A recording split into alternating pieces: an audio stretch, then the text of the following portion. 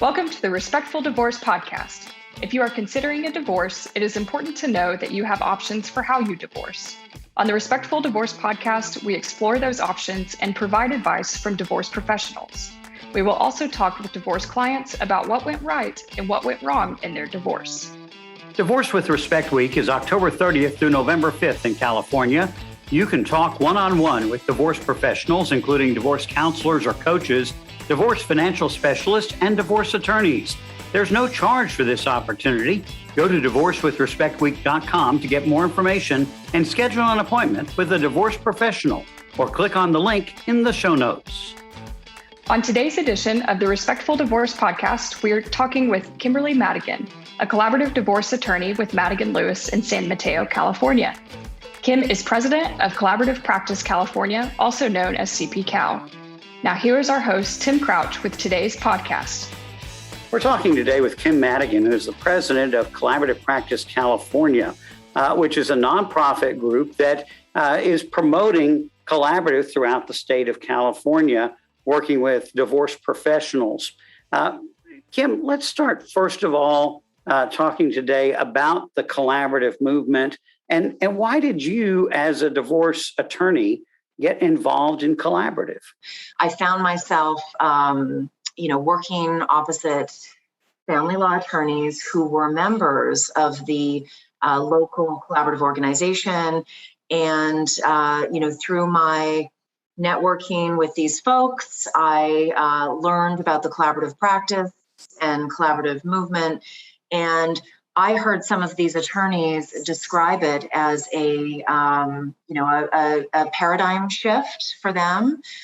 They had attended the collaborative training, the mediation training, and it was dramatically affecting the way they viewed their cases, the way they viewed, the resolution of family law cases in California. And through my networking with those folks, I was, essentially recruited to join Collaborative Practice of San Mateo County. That organization was founded by Pamela Cantor, and I started attending meetings, and I, did the mediation training, the collaborative training, and I found myself surrounded by like-minded divorce professionals, including lawyers, mental health professionals, and financial professionals. And I started doing collaborative cases with their support, once I received the necessary education and training. And I've been doing collaborative cases ever since. I think it's been about 7 years now. And I do believe that collaborative practice, collaborative divorce is a better way for families to resolve their divorce issues. What makes it better in your mind? Well, I think the family court system, it is an adversarial system. And for two people who are going through a legal separation or a divorce, they are already traumatized by that experience. Divorce is, next to death, divorce is one of the most painful and traumatic experiences a person can go through. And to put two people who are, already compromised and put them in the public court system and basically put them in an adversarial system where they feel like it's, win or lose, it's just not healthy. So the collaborative divorce by comparison is an out-of-court, private, respectful, dignified way for families to get through what is a very difficult period of time in their lives and to transition to a healthier place with the support of trained professionals. There's been an increase in divorce since the pandemic started. Stay at home just meant maybe too much time with the spouse. Is that your experience? Have you seen an increase in the number of divorces that are coming through your office? Absolutely. I think you may be referring to the American Association of Matrimonial Lawyers. They recently did a survey. And yes, I think they found 63% of family law practitioners across this country have noticed an uptick in their family law cases. And my office is no exception. There was certainly a lull following the March 2020 lockdown. There was about 6 to 8 weeks where people didn't know whether they were coming or going. I think we were all in a state of shock. After that subsided, we definitely started seeing an uptick, probably as early as June, July 2020. We started noticing a big uptick in our cases. The call volume at my office increased.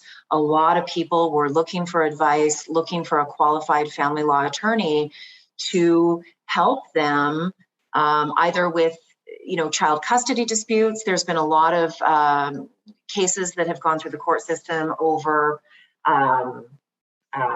COVID protocols. Parents don't necessarily see eye to eye on, what are appropriate COVID protocols. As I'm sure people, in the world have noticed, we all have different levels of sensitivity to this virus, and some people are, terrified by it. And two spouses, mom and dad, may not necessarily see eye to eye on what the appropriate level of precaution should be for their children.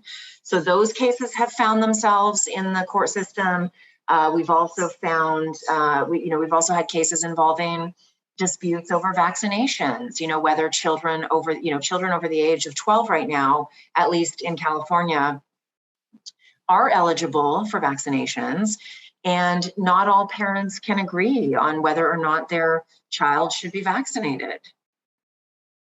So when we start to lay the collaborative divorce process over some of these kind of factors, how does the collaborative divorce process help get through this divorce process in a way that's better than going through the court system? I think that this is collaborative's time to shine, quite honestly. I think that our judges, I have a litigation practice, so I am still going to court, although I'm primarily going to court via Zoom. And, our judges are so fatigued, and their caseloads are, they're just so heavy, and there is such a backlog. For example, in my county, we had to pause status conferences. And for folks who are not represented by attorneys who have to go to these, status conferences, which are periodic check-ins with family law volunteer attorneys and the family law court, those had to be suspended on account of COVID. Those cases have come to a complete standstill. Okay, so the beautiful thing about collaborative practice is our cases did not stop. We were immediately able to pivot, and our collaborative professionals throughout the state of California, we've been embracing the technology. We've been embracing Zoom, and we are finding that we are able to get folks through the collaborative process probably even more efficiently, because we're not all having to travel to be in the same room with one another, which is what we used to do. We are now doing these collaborative meetings using video conferencing technology. And the other added benefit is two spouses or husband and wife don't necessarily have to sit in the same room together. They can each be in their individual homes, connected, via Zoom, and we can all meet together and work through the issues they are facing in their divorce. And we're finding that people are a little bit less emotional, and they're able to kind of stay more focused. They are less triggered because they are not in the same physical space. And we are finding that we are able to move through these cases even more efficiently. The other exciting thing I'll mention is that geography now doesn't matter quite as much. We can work with mental health professionals lawyers, financial professionals from all over the state. So people who are interested in doing a collaborative divorce, they can work with they may live in Northern California. They can hire a collaborative professional in LA if they happen to, know someone that they want to work with. So geography is less of an issue. We can find the right people, assemble, really strong teams, and help people get through their divorces in a private and respectful, dignified way. So one of the things that CP Cal, Collaborative Practice California, is doing is Divorce with Respect Week, which is coming up here at the end of the month and the first week in November. What is that, and what does that mean? Well, Divorce with Respect Week, it's a new initiative. It's a very exciting initiative. CP Cal, which is the California Collaborative Organization, is teaming up with IACP. IACP is the International Association of Collaborative Professionals. Every year, IACP puts on a forum. This year, it happens to be in San Diego. So we are teaming up with this organization, and we are launching Divorce with Respect Week.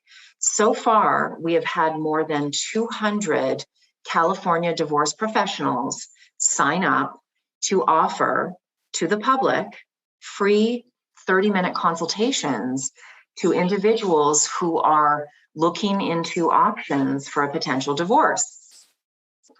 During the free consultation, the divorce professional will meet with these individuals privately to answer their questions about divorce and discuss, no court options for going through a divorce case. There's no cost for this meeting, nor does it create any obligation to hire the professional or initiate divorce proceedings. So Divorce with Respect Week will kick off with Collaborative Divorce Day on October 30th, 2021. And it is part of the International Academy of Collaborative Professionals' 22nd annual forum, which is lighting the way together in San Diego. And that'll take place on October 28th through 31. One thing I'll mention about the forum, it is the largest gathering of collaborative and family dispute resolution professionals in the world. And the event will bring all of these professionals together from all around the world to San Diego. So the Divorce with Respect Week part of that, if someone is doing a consultation, wants to do a free consultation, there's a website where they can go to find a professional to talk with, but it doesn't necessarily have to be an attorney. It could be any of the different kinds of aspects of the professionals who work in the collaborative process, right? Absolutely. They can meet with an attorney. They can meet with a mental health professional. They can work with a financial professional. They will go to the website, which is www.divorcewithrespectweek.com. Once they log onto that website, they're going to see all of the professionals. Again, it's over 200: mental health, financial, legal. They will be able to target their geographical area. They will find a list of profiles of professionals. They can, go through all the different profiles, and they can decide who it is that they want to meet with, and then they can sign up. And it's a great opportunity to get questions answered as they're trying to figure out what they're going to do if they're going to pursue a divorce. It's not that they have to have made a commitment to do that, right? Absolutely. I find for people who are considering a separation or a divorce, it's not uncommon for that to be, it could take them years to get to that point where they are finally ready to make a move and to talk to a professional. And that's a very difficult decision for people to come to, and it takes them a long time. So yes, there is absolutely no commitment. It's private, it's confidential, and this would just be hopefully a very low pressure, safe environment in which they can have a 30-minute free Zoom consultation with a professional of their choosing to get more information about, how the divorce process works and learn about all the various options, including the no court options and including collaborative divorce. So why don't you give that website once again where someone can sign up to have a free consultation? Absolutely. www.divorcewithrespectweek.com. We've been talking with Kim Madigan, who's the president of Collaborative Practice California, CPCal, sponsors of Divorce with Respect Week. Kim, thanks for joining us today. Thank you so much, Tim. It was my pleasure. Thanks for joining us for the Respectful Divorce podcast. Remember that October 30th through November 5th is Divorce with Respect Week in California. You can schedule an appointment with a divorce professional by going to www.divorcewithrespectweek.com or by clicking on the link in the show notes.